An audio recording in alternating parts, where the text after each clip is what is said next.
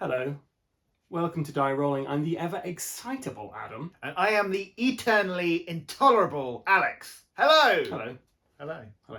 Hello. So we played a game of Captain's Log, and it's a big sandbox adventure game, and we thought we'd do a separate video to say what we thought of it. And depending on when this gets edited, you may see this before the actual gameplay video, where, like I say, we've done 2+ hours worth of gameplay of it. So, just to give you a bit of background on this, so we kind of sat down, we played, I don't know, played for about an hour and a half learning An hour and a this. half, wasn't it? Learning it. Yeah.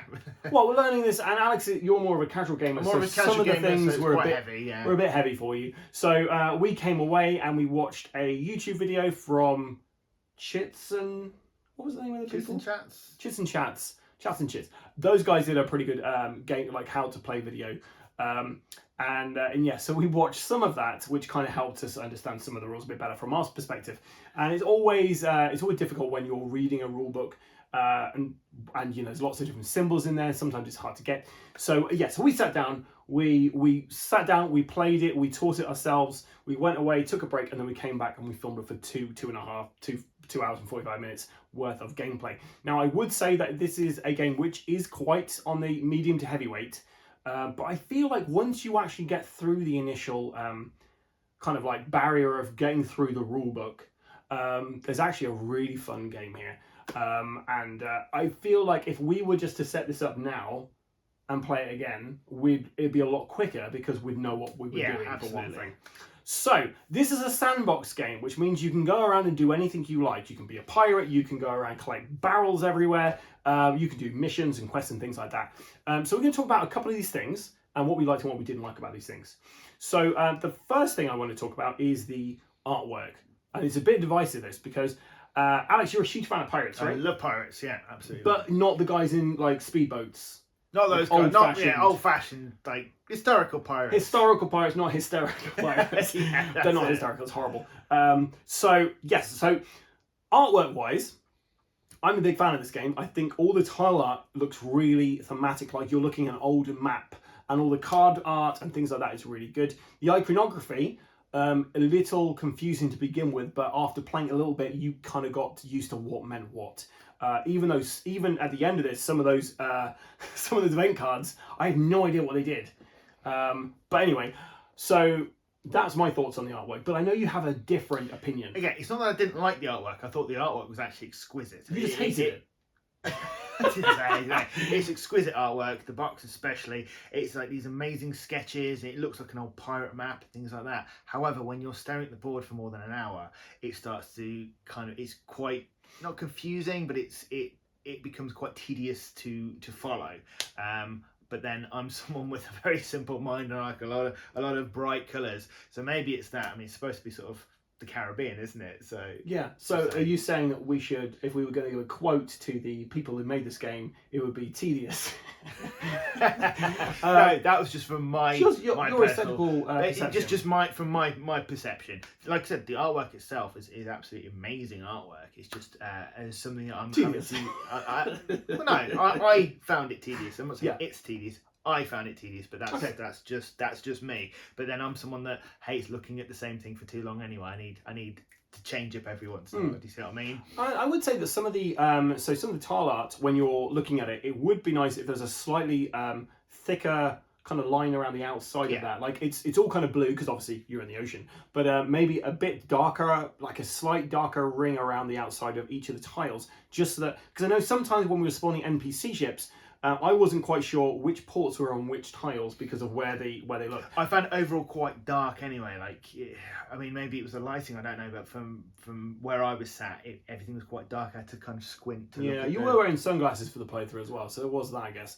But no, I accept what you're saying though. I personally thought it was fine. You thought it was tedious. I'm just going to say no. Yeah. So gameplay wise, how complicated do you think this game is? Okay, so when we were initially learning how to do it, I found it very overwhelming. I found it very complicated.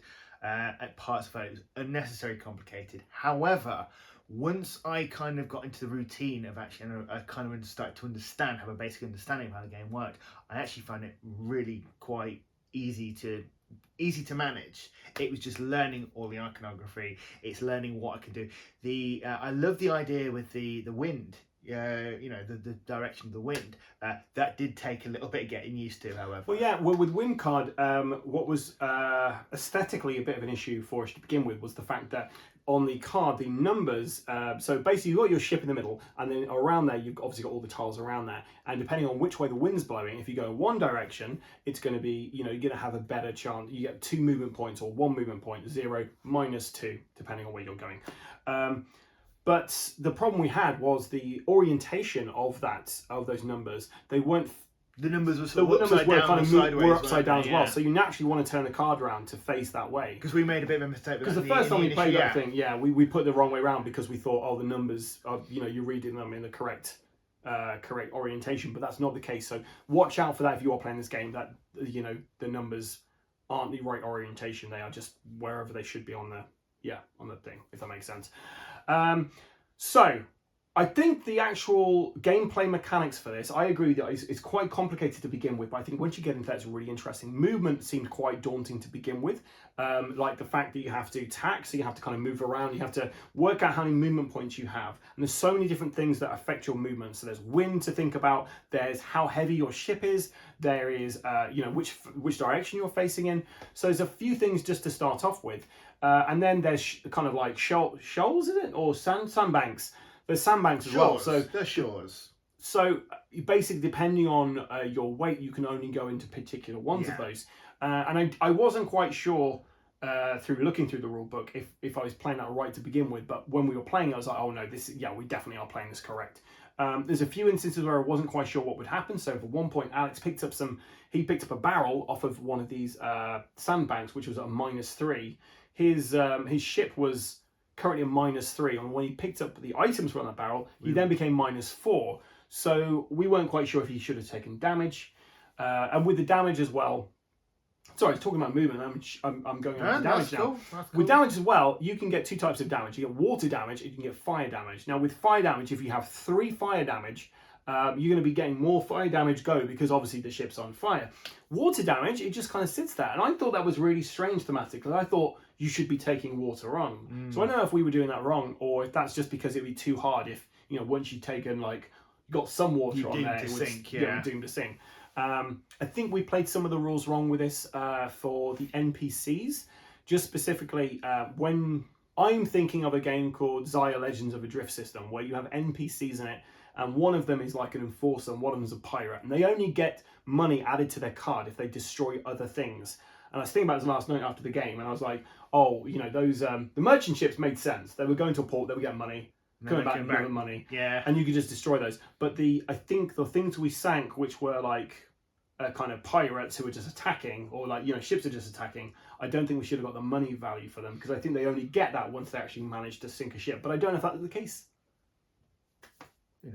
Who knows? The rulebook will probably say. There are 2 rulebooks in this game. There's a basic rulebook and there's an advanced kind of expert mode. And I was very thankful there wasn't just one big rulebook with all the rules in. Although we did have to go to the expert book because they had a list of all the events in there and all of the missions. Now, I just want to talk about that really briefly. The missions and events, they have iconography on the cards. And I think once you've played this game, the iconography is fine. But going into it, it was very confusing. I looked at some of these cards and I was like, I have no idea what that means. And I played at least 2 board games before, so sometimes you can kind of guess what these things would mean.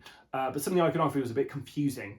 So it's very helpful though to have that expert rulebook where you could just go to one of the last pages and they had a list of everything in there. Selling as well. I feel like I'm doing all the talking here.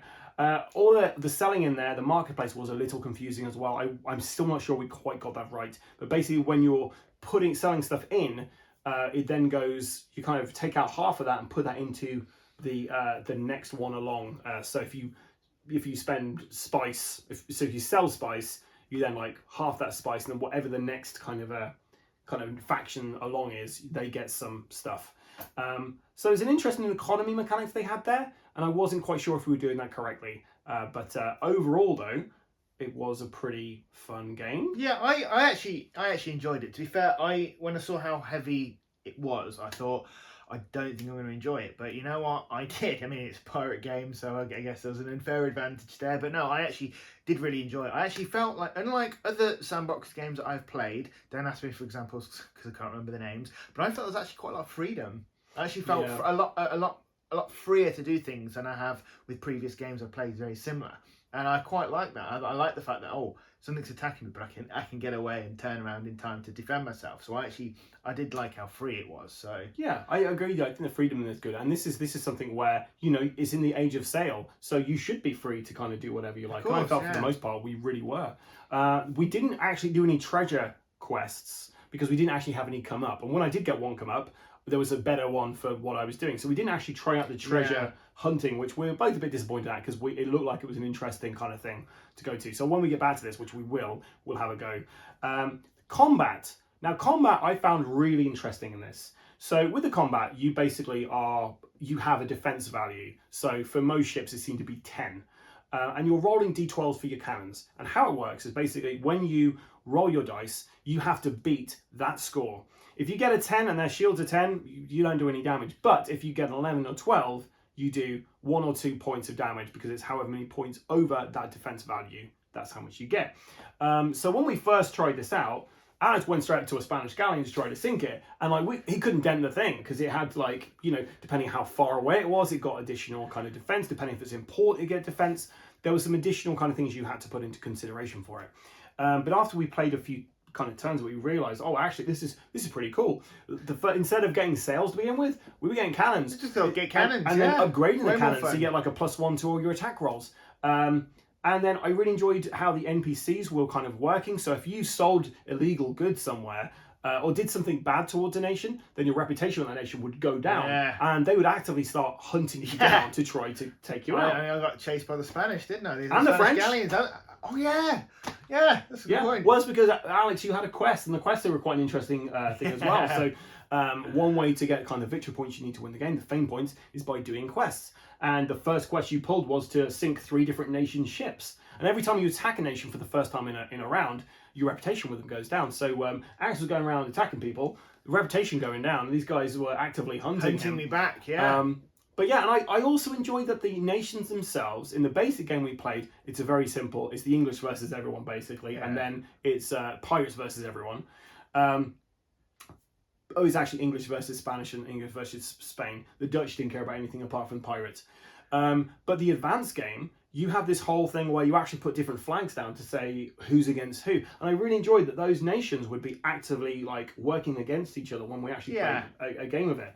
So as soon as the big Dutch kind of defense ship came out, there was a pirate on the board, and the Dutch were against the pirates, so they started sailing off towards it. And I really enjoyed it because it made it feel like there was some life in there other than just absolutely. The barrels were quite a good addition to it as well, which gave up some random kind of things. However, some of the items we got were not appropriate for the base game we were playing because they talk about crew, and as far as we're aware, crew is only used in the advanced mode. Advanced mode looks really cool though. There's a lovely board on the other side which is got recesses in it, so you can move all your stuff, upgrade your ship and things. We never bought a new ship because we didn't have enough money. We didn't have enough money, did we? I was getting some money, then I bought myself a fame point, which tipped me over the winning point. Yeah. A pity point, really. But yeah, I would say the money that came in the game was confusing as well, because when you sell stuff in port, you sell stuff for 500 if it's not going, if you've got lots of things in there, there's not much demand. But for the most part, stuff was talking in the thousands, and the pieces you had were 1,000, ones, fives, and tens. Yeah. So thinking about it now, I'm like, are the 5s the 500s and the 1s the 1,000s and the 10s the 10,000s? I don't know, it was just a little confusing. I've seen it done a little bit more, a bit better in other games. Be a bit more, not better, but a bit more clearer about what the values for money is which come with the game. But I feel like with this game, I've got some really lovely pirate coins, and I just use those every time I play this game, with some lovely kind of theme in there.